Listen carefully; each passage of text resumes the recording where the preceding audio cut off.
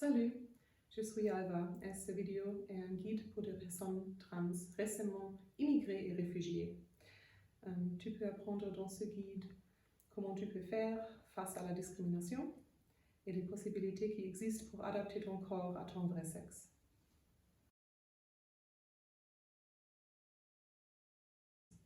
Et une personne qui a été définie comme étant de sexe masculin à la naissance, mais qui se sent et vit désormais en tant que femme. Un homme trans est une personne qui a été définie comme étant de sexe féminin à la naissance, mais qui se sent et vit désormais en tant que l'homme.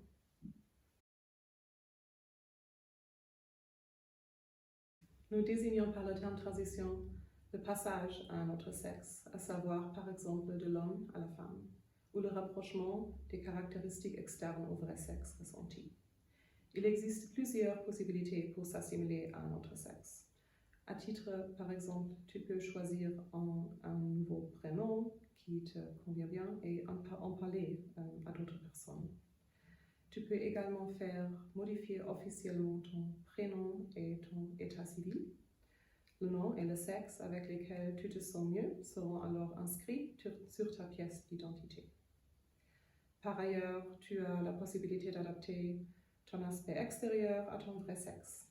Tu aimerais peut-être commencer un traitement hormonal, adapter ton corps par les barrières d'opération chirurgicale ou porter des vêtements d'un autre sexe. Nous t'expliquons dans ce guide les possibilités qui existent et comment tu peux les mettre en œuvre. Chaque personne décide elle-même des mesures qu'elle veut prendre. Tu n'es pas obligé de prendre des hormones ou te faire opérer pour être toi-même. Toi seul décides ce qui c'est mieux pour toi. La plupart des personnes veulent être reconnues comme appartenant au sexe dans lequel elles se sentent à l'aise. Cela signifie que si tu te sens comme un homme, et donc que tu es un homme, tu souhaiterais probablement aussi que d'autres personnes te voient et se t'adressent à toi ainsi. Tu aimerais avoir un bon passing. Un traitement hormonal ou une opération chirurgicale sont utiles mais non nécessaires. Le port de vêtements correspondant également un fort impact sur ton passing. Tu remarques par toi-même si tu es satisfait de ton passing et quelles mesures tu souhaites prendre pour changer ton passing.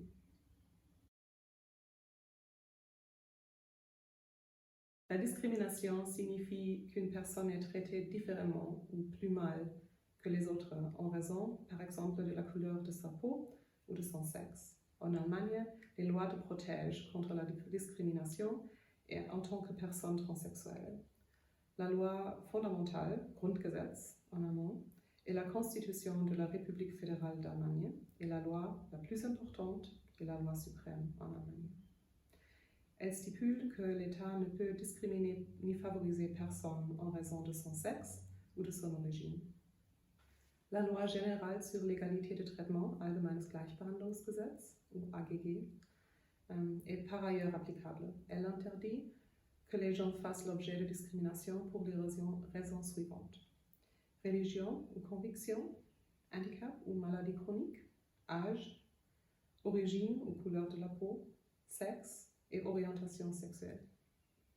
Il existe diverses raisons pour lesquelles les gens sont victimes de la discrimination par d'autres. Pour nous, les points origine et couleur de peau et sexe sont particulièrement importants dans ce guide, car la loi stipule que les gens doivent être traités sur un pied d'égalité, qu'ils soient d'origine allemande ou par exemple d'Afghanistan, de Chine ou d'un autre pays. De même, les personnes trans ne doivent pas être traitées différemment ou plus mal que les autres. Tu n'es pas seul. Il existe de nombreuses possibilités d'obtenir de l'aide. Si tu es victime de discrimination, il existe plusieurs possibilités de la gérer. Tu peux essayer de trouver toi-même un moyen de la gérer. S'on te dit des paroles discriminatoires, tu peux essayer de les ignorer ou de faire semblant de ne pas les entendre. Si tu sais qu'il y a certains endroits où tu n'es pas bien traité, tu peux essayer de les éviter. Tu peux également trouver un environnement où tu te sens à l'aise et où tu sois accepté comme tu es. Pour certaines personnes, ce sont des amis ou des parents. Pour d'autres, les groupes d'entraide ou d'autres groupes de personnes trans peuvent constituer un tel environnement. Tu y rencontreras des personnes qui ont vécu des expériences similaires aux tiennes et avec lesquelles tu pourras parler de tes problèmes. Tu peux également trouver des personnes qui peuvent t'aider et te soutenir. Il existe en outre des centres de conseil auxquels tu peux faire appel en cas de violence. La loi sur les transsexuels, Transsexuellengesetz ou TSG en allemand, est en vigueur en Allemagne. Cette loi permet aux personnes trans d'assimiler légalement au sexe qui leur convient.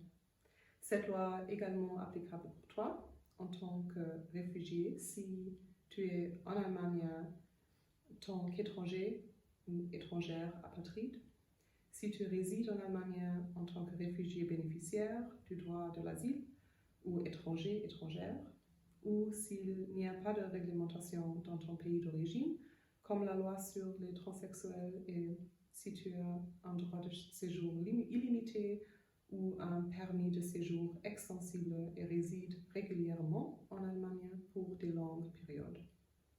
Si ta procédure d'asile n'est pas encore terminée ou si elle a été refusée, tu dois malheureusement attendre jusqu'à ce que tu obtiennes un permis de séjour. Cependant, si tu peux démarrer les premières étapes pendant cette attente, par exemple aller dans un centre de conseil ou chercher une thérapeute. La loi réglemente principalement le fait que tu as en droit de changer ton prénom ou ton état civil dans tes papiers, l'inscription du sexe, et comment procéder. Pour pouvoir le faire, tu dois satisfaire aux exigences suivantes, conformément à l'article 1 de la loi sur les transsexuels. Tu dois ressentir que tu appartiens à l'autre sexe depuis au moins 3 ans et que tu as un fort besoin intérieur de vivre dans ce sexe. Il convient de supposer avec une forte probabilité que ton appartenance à l'autre sexe ne changera plus. Un tribunal vérifie si tu remplis ces conditions. Le tribunal demande la réalisation des 2 expertises à cet effet. Tu as également la possibilité de ne changer que ton prénom et de ne changer ton état civil, inscription du sexe, que plus tard ou pas du tout. Si tu souhaites changer les deux, il est judicieux de demander les 2 changements en même temps. Il est préférable de t'adresser à l'un des centres de conseil trans pour obtenir un soutien des informations plus précises. Les groupes d'entraide peuvent également t'aider.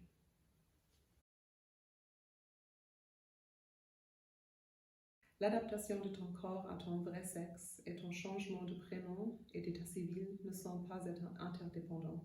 Tu peux décider toi-même si tu veux entreprendre toutes ces démarches ou non. Si tu souhaites uniquement suivre un traitement hormonal sans changer d'inscription du sexe, c'est totalement possible. Inversement, personne ne doit te forcer à subir une intervention chirurgicale si tu souhaites changer d'inscription de sexe ou votre nom. Diverses possibilités sont offertes pour une transition physique. Pour les hommes trans, le traitement hormonal avec testostérone, ablation des seins, ablation de l'utérus, des ovaires et des trompes et construction d'un pénis. Et pour les femmes trans, le traitement hormonal avec estrogène, augmentation mammaire, ablation des testicules et du pénis, construction d'un vagin, diminution de la taille de larynx, adaptation chirurgicale de la voix, féminisation du visage, épilation des poils du visage au laser ou à l'aiguille et la transplantation capillaire. Par ailleurs, les femmes trans peuvent changer de voix grâce à un entraînement vocal. Beaucoup de ces mesures sont prises en charge par la compagnie d'assurance maladie. Si tu as un permis de séjour, tu es couverte par l'assurance maladie publique. Elle couvre les mêmes coûts pour toi que pour les ressortissantes allemandes.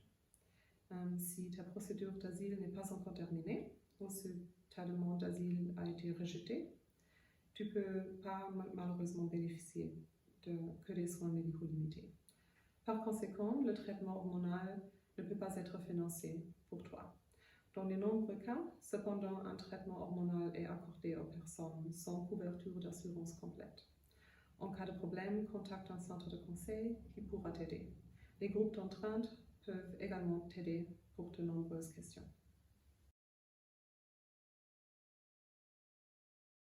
Un traitement hormonal modifie ton corps. Le processus est différent pour chacun. En général, la forme du corps, la forme du visage et la peau se modifient. De plus, pour les hommes trans, la barbe pousse et leur voix devient plus grave. La poitrine des femmes trans augmente et leur pilosité diminue souvent. Il est très important que tu discutes ton traitement hormonal avec un médecin. Pour obtenir des hormones, tu as besoin d'une indication, à savoir d'un diagnostic établi par un médecin, un psychiatre ou un psychologue. Les exigences relatives à une indication ne sont pas définies avec certitude. Parfois, un seul rendez-vous peut suffire. Tu ne dois pas payer toi-même les hormones que tu reçois, car elles sont prises en charge par la caisse d'assurance maladie.